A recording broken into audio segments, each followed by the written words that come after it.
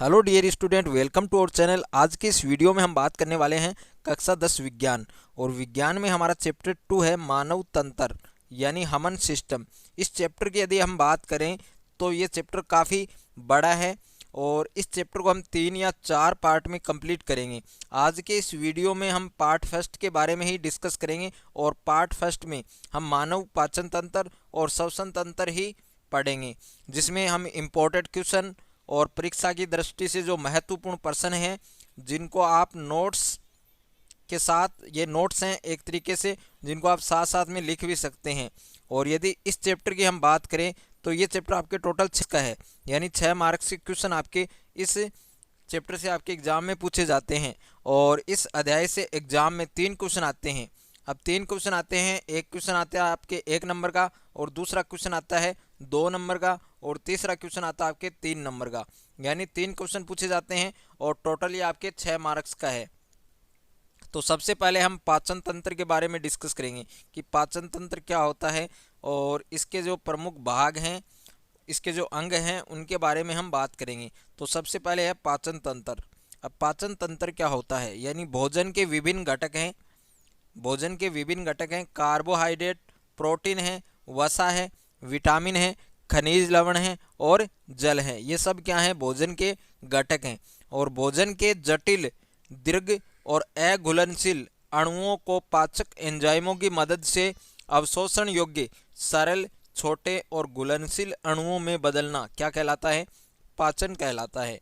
यानी जो भोजन है उसको, भोजन है वो जटिल होता है और उसको सरल अणुओं में बदलना, जटिल पदार्थों को सरल अणुओं में बदलना क्या कहलाता है, पाचन कहलाता है। ओके। अब पाचन तंत्र भोजन के अंतःग्रहण, पाचन, अवशोषण और बहिक्षेपण से संबंधित होता है। जो पाचन तंत्र होता है वो भोजन के अंतःग्रहण, अंतःग्रहण का मतलब क्या होता है, भोजन को अंदर ग्रहण करना, और पाचन, अवशोषण और बहिक्षेपण से संबंधित होता है। आहार नाल मुख से लेकर गुदा द्वार तक की एक नलिकाकार संरचना होती है जिसके विभिन्न अंग हैं। अब इनके जो विभिन्न अंग हैं, पहला है मुख है, और सेकंड है ग्रसनी, उसके बाद में है ग्रास नली, उसके बाद में है आमाशय, और उसके बाद में है छोटी आंत, उसके बाद में है बड़ी आंत, और उसके बाद में है मल द्वार। तो मुख से स्टार्ट होती है और मल द्वार तक ये पहुंचती है। तो सबसे पहले पाचन ग्रंथियां। अब पाचन ग्रंथियां आपके 3 प्रकार की होती हैं। फर्स्ट क्या है, लार ग्रंथि, और सेकंड है यकृत जिसको लीवर बोलते हैं इंग्लिश में, और तीसरा आपके अग्नाशय। तो तीनों ग्रंथियों के बारे में हम अच्छे से पढ़ेंगे, जिसमें आहार नाल। अब आहार नाल है, यहाँ पर जो आहार नाल है उसका सेकंड नाम क्या है, यहाँ पर पोषक नाल। तो कभी कभी पेपर में आहार नाल है उसकी जगह पोषक नाल भी आ जाता है। तो आहार नाल को ही क्या कहते हैं, पोषक नाल कहा जाता है। अब आहार नाल के विभिन्न भागों में भोजन की गति आहार नाल की भित्ति के संकुचन और स्थिलन के कारण होती है, और यह क्रमबद्ध संकुचन और स्थिलन क्या कहलाता है, कर्मानुकुंचन कहलाता है। तो कर्मानुकुंचन की जो डेफिनेशन है वो आपको कैसे लिखनी है एग्जाम में, जो मैंने लिख रखी है वही आपको लिखनी है, ताकि बोर्ड में आपको अच्छे से अच्छे मार्क्स आ सकें। तो आहार नाल के विभिन्न भागों में भोजन की गति आहार नाल की भित्ति के संकुचन और स्थिलन के कारण होती है, और यह क्रमबद्ध संकुचन और स्थिलन क्या कहलाता है, कर्मानुकुंचन कहलाता है। काफ़ी इंपॉर्टेंट है। और भोजन की यह गति विभिन्न संवर्णिक पेशियों द्वारा नियंत्रित होती है, ये भी आपको अच्छे से ध्यान रखना है। अब है पाचन कार्य में प्रयुक्त होने वाले अंग। तो जो पाचन कार्य में प्रयुक्त होने वाले जो अंग हैं वो अंग कौन कौन से हैं, जिसमें फर्स्ट क्या है, मुख। अब मुख के बारे में बात करते हैं। मुंह यानी मुख कटोरे नुमा मुख गुहा में खुलता है। जीवा मुख गुहा के पृष्ठ भाग में आधार तल से जीवा फ्रेनुलम या फ्रेनुलम लिंगुअल द्वारा जुड़ी रहती है। और मनुष्य में दांत जबड़े की अस्थि के ग्रतों में होते हैं। इस सांचे को मसूड़ा कहते हैं, और मसूड़ा तथा दांतों की इस स्थिति को ग्रत दंती कहते हैं। ओके। अब यहाँ पर जो इम्पोर्टेंट टॉपिक है दांत। अब दांत कितने प्रकार के होते हैं, 4 प्रकार के होते हैं। और यहाँ से एग्जाम में 101% क्वेश्चन पूछा जाता है, यानी कन्फर्म क्वेश्चन है। यहाँ से शॉर्ट क्वेश्चन है वो कन्फर्म है, यहाँ से 1 नंबर का क्वेश्चन यहाँ से हर बार एग्जाम में पूछा जाता है। तो सबसे पहले हम बात करेंगे दांतों के बारे में।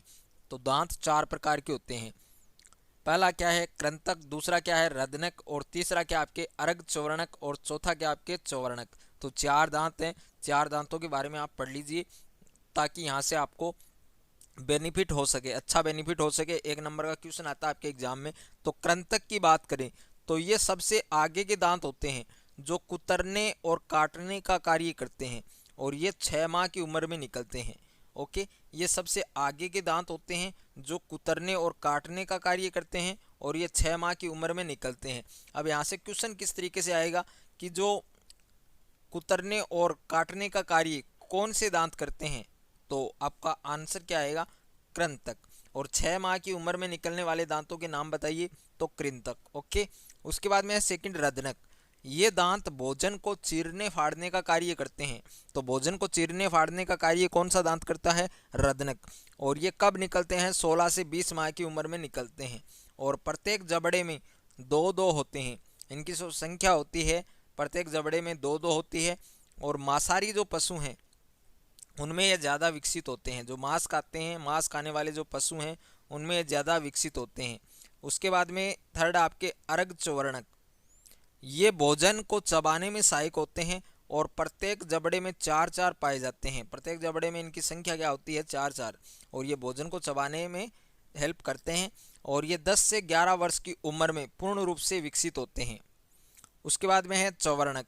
ये दंत भी भोजन चबाने में सहायक होते हैं। इनका काम भी क्या होता है, भोजन को चबाना। और ये प्रत्येक जबड़े में इनकी संख्या कितनी होती है, 6-6। और यह 12 से 15 माह की उम्र में निकलते हैं।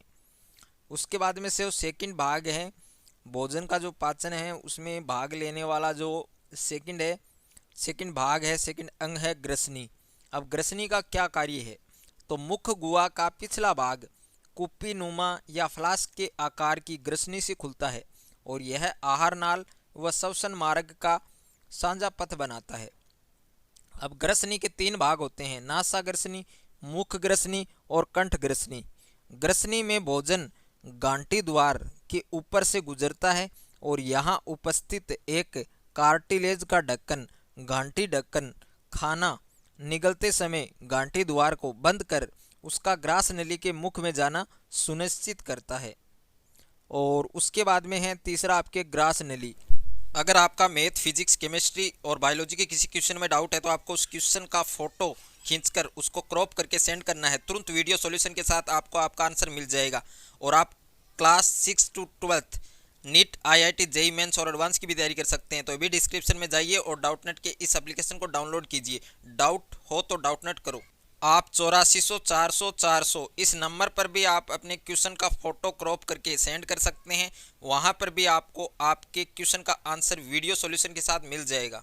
अब ग्रास नली का क्या काम है, तो ये ग्रास नली लगभग 25 सेंटीमीटर लंबी एक पेशीय नली होती है जो कर्मानुकुंचन द्वारा भोजन को ग्रसनी से कहाँ पहुँचाती है, अमाशय में पहुँचाती है। अब है अमाशय। अमाशय वो जे आकार का आहार नाल का सर्वाधिक चौड़ा भाग है जिसे 3 भागों में बांटा जा सकता है। अब इसके 3 भाग कौन कौन से हैं, फर्स्ट है आपके कार्डियक या जठरागम भाग, और सेकंड है फंडिंग भाग, और तीसरा है जठर निर्गमी भाग। जिसमें फर्स्ट है हमारा कार्डियक या जठरागम भाग। ये क्या होते हैं, जो ग्रास नली का अवरोधनी द्वारा ग्रास नली से जुड़ा होता है।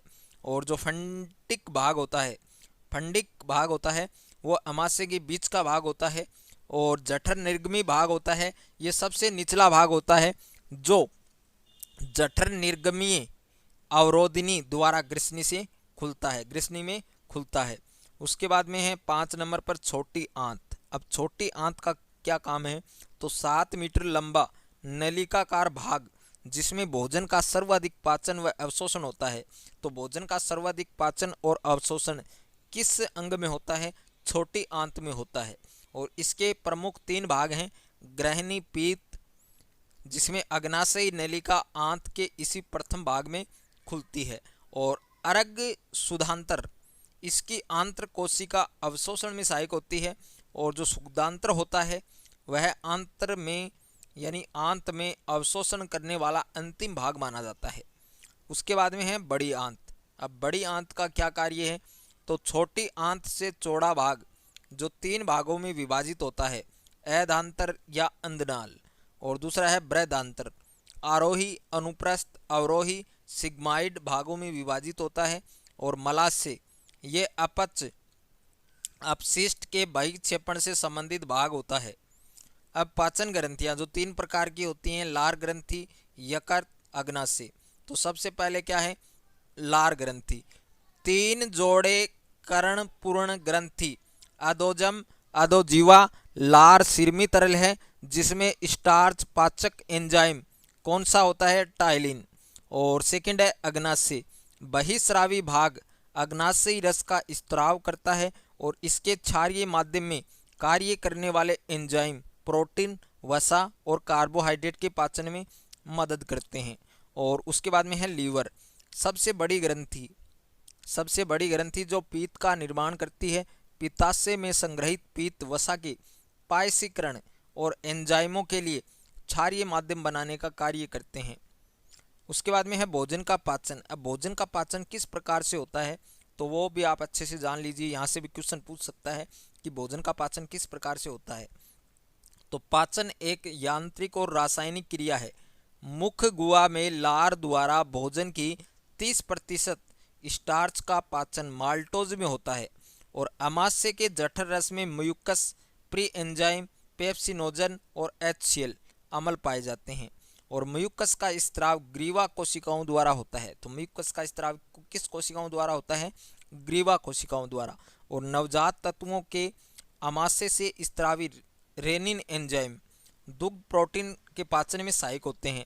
और HCl का स्त्राव कौन सी कोशिकाओं द्वारा होता है, ऑक्सिटिक कोशिकाओं द्वारा। ये भी आपको अच्छे से ध्यान रखना है। अब यहाँ से भी एक क्वेश्चन आपके आ सकता है और अच्छे से आपको याद करना है। लार ग्रंथि द्वारा स्रावित एंजाइम कौन कौन से हैं, टाइलिन है और एमाइलेज है, इंपॉर्टेंट है दोनों प्रश्न। और जठर रस में उपस्थित एंजाइम कौन कौन से हैं, पेप्सिन है, रेनिन है और लाइपेज। ये तीनों एंजाइम ये जठर रस में उपस्थित होते हैं। अब सेकंड टॉपिक हमारा श्वसन और श्वसन तंत्र, काफ़ी इंपॉर्टेंट है। सबसे पहले हम श्वसन के बारे में डिस्कस करेंगे, उसके बाद में इसके सिस्टम के बारे में। तो श्वसन तंत्र, तो सबसे पहले है श्वसन। श्वसन जैसा कि आप जानते हैं, सांस लेने की जो क्रिया होती है, जो हम श्वास लेते हैं उसे हम क्या बोलते हैं, श्वसन। तो कोशिकाओं में ऑक्सीजन की उपस्थिति में खाद्य पदार्थों का ऑक्सीकरण जिसमें ऊर्जा उत्पन्न होती है क्या कहलाता है, श्वसन कहलाता है। और इसके लिए बाह्य ऑक्सीजन की आवश्यकता होती है जो श्वास की प्रक्रिया को फेफड़ों में पहुंचाती है और रक्त के माध्यम से कोशिकाओं तक ले जाई जाती है।